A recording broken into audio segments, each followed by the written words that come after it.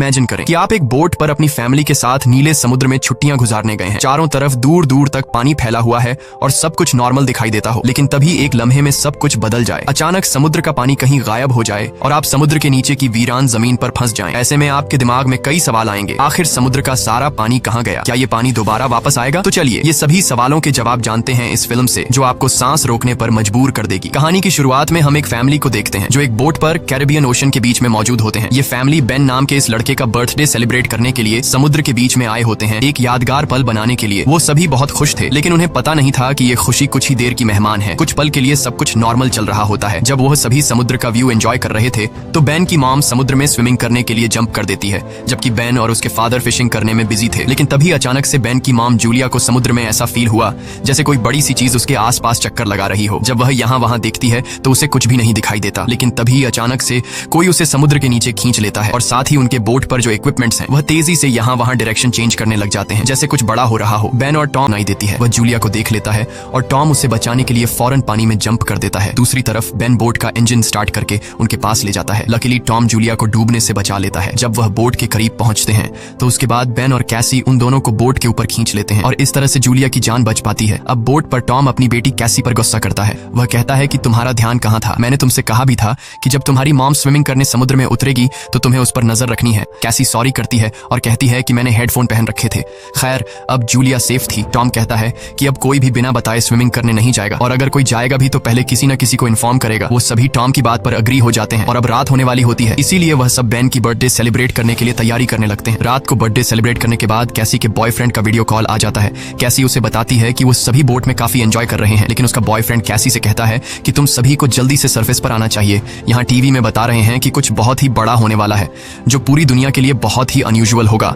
ये सुनते ही कैसी नोटिस करती है कि उसके बॉयफ्रेंड के पीछे शहर में बहुत बड़ा तूफान आ रहा है। वह ये देखकर थोड़ी परेशान हो जाती है क्योंकि उस समय ये लोग सेफ जगह पर तो बिल्कुल भी नहीं थे। वह उससे और भी बातें करने लगती है कि तभी अचानक इन दोनों का कनेक्शन कट जाता है। ये बात वह जाकर अपनी मॉम डैड को बताती है, जिसके बाद ये लोग अपनी बोट की सेफ्टी चेक करने लगते हैं।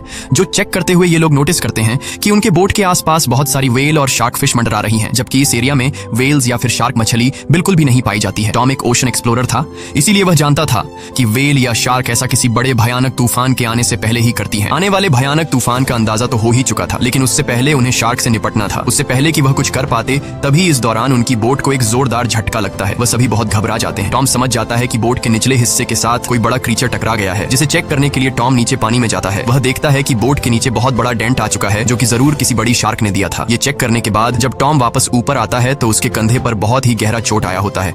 ये देखकर जूली उसके जख्मों पर स्टिचेस लगाती है। यहाँ पर टॉम अपनी फैमिली को बताता है कि शार्क के दिए इस डेंट की वजह से इंजन खराब हो गया है, अब हम बोट को आगे नहीं ले जा पाएंगे। वह सभी समुद्र के बीचों बीच फंस चुके हैं और अब उनके पास सिर्फ यही ऑप्शन रह गया था कि यह किसी को मदद के लिए बुलाए। लेकिन केसी जब बाहर मदद के लिए कॉल करने के लिए आई तो सिग्नल भी नहीं थे। उनकी बोट का कम्युनिकेशन कोई भी सिग्नल पकड़ नहीं रहा था। वह सभी बहुत परेशान थे कि अचानक से यह सब कुछ बंद क्यों पड़ गया। अब इस मुश्किल वक्त में टॉम अपने खाने पीने का सामान चेक करता है। उनके पास सिर्फ 4 दिन तक का खाना था और कुछ भी नहीं, लेकिन जिंदा रहने की एक छोटी सी उम्मीद उन्हें इस बात की थी कि यह लोग एक शिपिंग रूट पर थे और यहाँ से कोई न कोई शिप इन्हें गुजरते हुए देख लेगा, जिसके बाद वह इसे बचा लेंगे। अब उनकी इन्हीं बातों के दौरान उन्हें बाहर से एक जोरदार आवाज सुनाई देती है। जब उन्होंने बाहर जाकर देखा तो एक बड़ा सा मीटियोरॉइड इन्हीं की तरफ आ रहा था। वह उनकी शिप से टकरा सकता था और उससे बचने के लिए टॉम जल्दी से अपनी बोट का इंजन स्टार्ट करता है, लेकिन वह जानता था कि अगर उसने ऐसा किया तो उसकी बोट बर्बाद हो जाएगी और ऐसा ही होता है। उनकी बोट का इंजन पूरी तरह से डैमेज हो गया, लेकिन उनके पास कोई दूसरा ऑप्शन था ही नहीं। अगर वह इंजन स्टार्ट करके बोट को आगे नहीं ले जाता तो वह मीटियोरॉइड सीधा इनसे टकरा जाता। टॉम देखता है कि आसमान में से गिरने वाली ये ऑब्जेक्ट्स असल में सैटेलाइट थी, इसीलिए अचानक रेडियो और टेलीफोन्स के सिग्नल्स ने काम करना छोड़ दिया है। वह सभी इस हादसे से पूरी तरह संभल नहीं पाए थे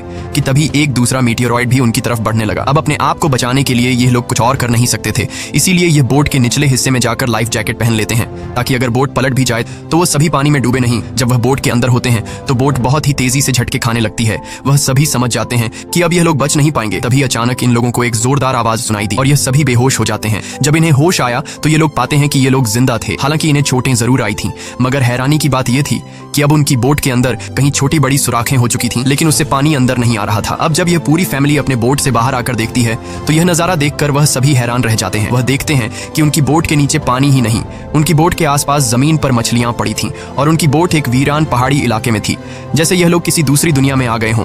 यह जगह पूरी तरह से बदल चुकी थी। जहां कल रात तक पानी था वह जगह अब ऊंचे ऊंचे पहाड़ों और गड्ढों की तरह दिख रही थी। वह सभी जल्दी यह बात रियलाइज कर लेते हैं कि वह किसी डिजर्ट में नहीं बल्कि वह अभी भी समुद्र के बीचों बीच है। बस समुद्र का सारा पानी यहाँ से किसी दूसरी जगह शिफ्ट हो गया है। अब टॉम जल्दी से अपना कंपास निकालता है और डायरेक्शन देखने लगता है और वह समझ जाता है कि यह जरूर धरती के साथ कुछ गड़बड़ हुई है। धरती के पोल चेंज हो गए हैं। नॉर्थ पोल की जगह साउथ पोल आ गया था, जो कि साउथ पोल की जगह नॉर्थ चला गया था, और इसीलिए जहाँ पर पहले जमीन पर लोग बसते थे, समुद्र का सारा पानी वहां पर चला गया है और अब समुद्र की जगह जमीन बन चुकी थी। इस चीज का पता लगने के बाद यह सब लोग हैरान रह गए। एक और भयानक बात टॉम ने उन्हें यह बताई कि इस सब के बीच जो इंसान जिंदा जमीन पर थे वह सभी मारे गए होंगे। किसी को यह बात बहुत ज्यादा तकलीफ देती है। वह अपने आप को कैबिन में बंद कर लेती है क्योंकि उसे पता चल चुका था कि उसका बॉयफ्रेंड अब इस दुनिया में नहीं रहा। लेकिन अब एक और बात थी जो कुछ ही देर बाद उन्हें पता चलने वाली थी और वह बात सुनकर उनके होश उड़ने वाले थे। खैर, अब जूली यहाँ पर बचे हुए खाने को इकट्ठा करने लगती है और बेन अपने बर्थडे के सारे बलून हवा में उड़ाता है ताकि अगर कोई जिंदा हो तो वो उनके पास आ जाए और वो सब मिलकर इस सिचुएशन का सामना करें। उसके बाद टॉम रेडियो के जरिए किसी से कांटेक्ट करने की कोशिश करता है। उम्मीद तो उसे ये थी कि सामने से कोई रिस्पांस नहीं आएगा, लेकिन सरप्राइजिंगली उसे रिस्पांस मिलता है। ये रिस्पांस उसे एक कैप्टन ने दिया था जिसका नाम नाटो है और वो भी समुद्र के शिफ्ट होने की कहानी जानता था क्योंकि वह भी टॉम की फैमिली की तरह अपनी सबमरीन में था। टॉम कैप्टन से पूछता है कि अब इस सिचुएशन में हमें क्या करना चाहिए। यहाँ कैप्टन इन सभी को वह बात बताता है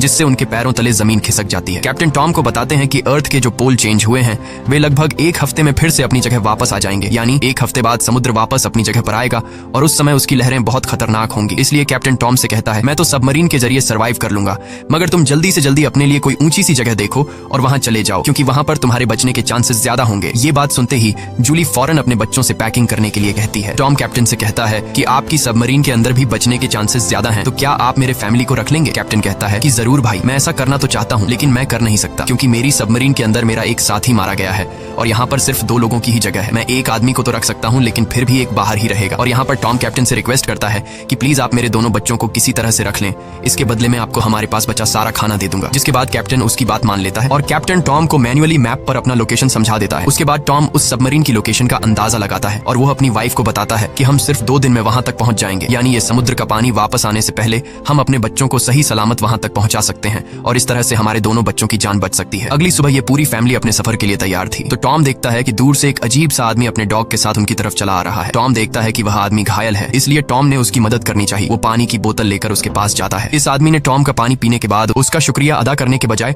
उल्टा उस पर अटैक कर लेता है और ये चीज दूर खड़ी जूली भी देख लेती है। तो आदमी अपने पास पड़े हुए चाकू से टॉम पर हमला करके उसकी जान ले लेता है। उसके बाद वो आदमी जूली की तरफ बढ़ता है। अब अपने हस्बैंड को तो वो नहीं बचा पाई, लेकिन जल्दी से वो बोट के अंदर जाती है और कैबिन में अपने दोनों बच्चों को लॉक कर देती है। उसके बाद वो केसी को एक फ्लेयर गन देती है और कहती है कि इसका यूज तब करना जब हम बहुत ही मुश्किल हालत में हों। अब ये बात कर ही रहे थे कि वह आदमी उनकी बोट तक भी पहुंच जाता है और उससे बचने के लिए जूली बाथरूम के अंदर चली जाती है। अब यहाँ पर वो किलर उनकी बोट पर सर्च करना शुरू कर देता है और जैसे ही उसे यहाँ खाना मिलता है वह खाना शुरू कर देता है। वह खाने पर ऐसा टूट पड़ता है जैसे वह पिछले कई दिन से भूखा हो। खाना खाने के बाद जब वह जूली को ढूंढने लगता है उसके बाद वह सीधा कैबिन की तरफ जाता है, लेकिन वहां जाकर उसे पता चलता है कि जहां से आवाज आ रही थी वहां कोई भी नहीं है। दरअसल जूली बोट में हुए छेद से निकलकर यहाँ से बाहर निकल चुकी थी, लेकिन उस आदमी का जो डॉग होता है वह जूली को देख लेता है और जूली पर भौंकने लग जाता है। अब मजबूरी में जूली को उस डॉग को चुप कराने के लिए उसे मारना पड़ता है और वह खुद बोट के नीचे छुप जाती है। हालांकि वैसे तो वह उस किलर को नहीं मिल पाती, लेकिन जब वह बाहर झांक कर अपने डॉग को मरा देखता है तो वह समझ जाता है कि जूली बोट से बाहर है। अब जैसे ही वह उसे पकड़ने के लिए बोट से नीचे उतरा तो जूली वापस बोट के ऊपर जाकर एक टूटे हुए शीशे को अपना रास्ता बनाते हुए फिर से बोट के अंदर आ जाती है। लेकिन थोड़ी देर में यहाँ पर जूली उस आदमी के हाथों पकड़ी जाती है। वह उसे उसके बालों से पकड़ के उसे मारने लग जाता है। वह जूली का गला दबाने लगता है। अब वह किसी तरह से खुद को बचाने के लिए उस किलर से लड़ने लगती है। कैसी जो ये सब केबिन से देख रही थी उसे याद आता है कि ये फ्लेयर गन यूज करने का अच्छा मौका है। वो फ्लेयर गन चला देती है जिससे आदमी दूर जा गिरता है, लेकिन उसे ज्यादा कुछ नहीं होता, बस उन्हें भागने का मौका मिल जाता है और बोट में आग भी लग जाती है। अब जूली जल्दी से अपने दोनों बच्चों को बचाने के लिए उस बोट से बाहर निकल जाती है। बोट से निकलते वक्त वो किलर एक बार फिर से जूली पर हमला करता है, लेकिन इस बार जूली उसे लात मारते हुए पीछे गिरा देती है। बाहर जाने के बाद कैसी और बेन अपने फादर की डेड बॉडी को देखकर रोने लगते हैं। उन्होंने इस सब की बिल्कुल उम्मीद नहीं की थी। बेन अपने पिता की मौत का खुद को जिम्मेदार ठहराता है। वो कहता है कि न मैं वो बलून ऊपर छोड़ता और न ही आदमी उन्हें देखकर यहाँ आता। अब यहाँ पर जूली भी अपने हस्बैंड से लिपट कर रो रही थी कि तभी वो देखती है कि वो किलर उनकी जलती हुई बोट से बाहर निकल आता है और अब उनके लिए यहाँ पर रुकना सेफ नहीं था, इसीलिए वो अपने दोनों बच्चों को लेकर यहाँ से भागती है। कुछ ही देर बाद उनकी जलती हुई बोट ब्लास्ट हो जाती है। भागते भागते ये लोग काफी थक चुके थे, इसलिए ये एक पहाड़ी के पीछे आराम करने के लिए रुक जाते हैं क्योंकि उन्हें लग रहा था कि शायद इस किलर ने यहाँ उनका पीछा छोड़ दिया है। बेन यहाँ पर भी रो रहा था। कैसी उसे हौसला देते हुए पीने के लिए साफ पानी देती है, लेकिन बेन पानी पीने से भी इनकार कर देता है। जूली अपने बेटे को समझाती है कि इसमें तुम्हारी कोई गलती नहीं, वो तो तुमने मदद के लिए बलून हवा में उछाले थे। तभी जूली ने देखा कि वो किलर अभी भी उनके पीछे आ रहा है। अब तीनों जल्दी से किलर से बचने के लिए भागना शुरू कर देते हैं। भागते भागते ये लोग बहुत थक चुके थे, लेकिन जब भी ये पीछे मुड़कर देखते हैं तो वो किलर उनके पीछे ही आ रहा होता था। अब ये लोग रुकते नहीं, लगातार भागते रहते हैं और एक ऐसी जगह पहुंच जाते हैं जहां पर जहरीला पानी मौजूद मौजूद था। यहाँ से जाते वक्त उन्हें कुछ भी हो सकता था, लेकिन जूली अपने बच्चों को यहीं से गुजरने का हुक्म देती है। जहरीले एसिड से गुजरने के बाद उनकी हालत काफी खराब हो गई थी और जूली को एहसास हुआ कि बेन डिहाइड्रेट हो चुका है। उनके पास पानी की कुछ आखिरी बूंदें थीं जो उन्होंने बेन को दी, लेकिन इतने थोड़े पानी से उसकी प्यास नहीं बुझी। अब यहाँ पर कैसी हिम्मत हार चुकी थी। वो कहती है, हम सब जिस तरफ बढ़ रहे हैं शायद वहाँ पर सबमरीन होगी भी या नहीं, लेकिन जूली उसे डांटती है कि चुप करो और जो मैं कह रही हूँ वैसा ही करो। हम लोग आगे बढ़ेंगे और मुझे पता है कि मैं तुम्हें बचा लूंगी। जूली के कहने पर वो लोग फिर से चलना शुरू करते हैं और आगे बढ़ने पर उन्हें एक प्लेन दिखाई देता है जो सालों पहले तबाह होकर समुद्र में गिर गया होगा। ये लोग प्लेन के अंदर छिप जाते हैं और जूली एक आखिरी बार अपनी फैमिली फोटो देखती है जो उन्होंने कल रात ली थी। उस फोटो को देखकर सभी लोग टॉम को याद करते हैं। इन तीनों को यकीन नहीं हो रहा था कि एक ही दिन में उनके साथ क्या से क्या नहीं हुआ। अब रात काफी हो चुकी थी और ये लोग थक भी चुके थे। कैसी और बेन सो चुके थे। तभी किसी की आवाज से केसी की आंख खुल जाती है। वो बाहर देखने आती है तो देखती है कि वही किलर उनके पीछे आ रहा है। अब इन तीनों को इस किलर से हर हाल में जान छुड़ानी थी, इसीलिए कैसी उसी जगह पर बैठकर सोने का नाटक करती है। किलर समझता है कि वो सो रही है और जैसे ही वो अटैक करने आता है जूली मौका पाकर पीछे से वार करती है। इस बार जूली बहुत गुस्से में थी। वो उस पर इतने हमले करती है कि उसकी जान ले लेती है। आखिरकार उनका ये खतरा टल जाता है और जूली सुकून की नींद सो जाती है। सुबह जब वो उठते हैं तो देखते हैं कि किलर की बॉडी बहुत बुरी हालत में है। किसी क्रीचर ने उसे काट काट कर अंदर से खोखला कर दिया था, जिससे उन्हें अंदाजा हो गया कि यहाँ आस-पास खतरनाक जीव है। अब उन्हें जल्दी से वहां पहुंचना था जहां कैप्टन की सबमरीन थी। जूली अपना मैप देख रही थी। दूसरी तरफ बेन पानी की तलाश में भटक रहा था। आगे जाकर वो पानी देखता है और बिना सोचे समझे पीने लगता है। जूली ने मना किया था क्योंकि वो तालाब जहरीला था, लेकिन बेन इतना प्यासा था कि उसने जूली की बात न मानी। जूली उसे देखती है और दौड़कर पानी पीने से रोक लेती है, लेकिन तब तक वो काफी पानी पी चुका था। थोड़ी देर बाद बेन बीमार हो गया और चलने की हालत में नहीं था, इसीलिए जूली और केसी वहां पर एक शेल्टर बनाते हैं और कुछ देर आराम करते हैं। तभी जूली को अजीब आवाजें सुनाई देती हैं। जब वो बाहर जाकर देखती है तो उसे पता चलता है कि ढेर सारे क्रैब्स उनकी तरफ बढ़ रहे हैं, जिनसे बचने के लिए उन्होंने भागना शुरू किया। थोड़ा आगे चलने के बाद कुछ दूरी पर उन्हें एक बहुत बड़ी शिप नजर आई। ये एक कार्गो शिप थी जिसके अंदर बहुत सारे कंटेनर्स भी थे। इन कंटेनर में ही बहुत सारे लोगों ने पनाह ली हुई थी। इन तीनों को देखते ही वो सभी कंटेनर में जाकर छुप गए। दरअसल वो इन तीनों से नहीं भागे बल्कि उनके पीछे केकड़े आ रहे थे। ये तीनों कंटेनर के पास जाकर गिड़गिड़ाने लगते हैं और दरवाजा खोलने की रिक्वेस्ट करते हैं, लेकिन वो उनके लिए दरवाजा नहीं खोलते। दूसरी तरफ केकड़ों की एक बहुत ही बड़ी सेना उनके पीछे थी, इसीलिए अब उनको खुद कुछ करना होगा। उनके पास कोई और रास्ता तो था नहीं, इसलिए जूलियन और उसके दोनों बच्चे कंटेनर के ऊपर चढ़ने का फैसला कर लेते हैं। जूलियन पहले अपने दोनों बच्चों को कंटेनर के ऊपर चढ़ाती है। अब जूलियन जैसे ऊपर चढ़ती है तो एक केकड़ा आकर उसे पैर पर काट लेता है, लेकिन वो जैसे तैसे करके उसे अपना पांव छुड़ाकर ऊपर चढ़ जाती है। अब जूलियन अपने जख्म को अपने स्कार्फ से बांध लेती है, जिसके बाद वो बेहोश हो जाती है। केसी और बेन देखते हैं कि वो केकड़े उस कंटेनर को काटते हुए उसके अंदर चले गए और उसके अंदर मौजूद लोगों पर इन केकड़ों ने हमला कर दिया। अब वो लोग अपने पास मौजूद हथियारों से उन केकड़ों को मारने की कोशिश तो करते हैं, लेकिन केकड़ों की तादाद बहुत ज्यादा थी। ये लोग उनके सामने नहीं टिक पाते और केकड़े कंटेनर के अंदर मौजूद सभी लोगों को मार देते हैं। अगली सुबह जूलियन को होश आया।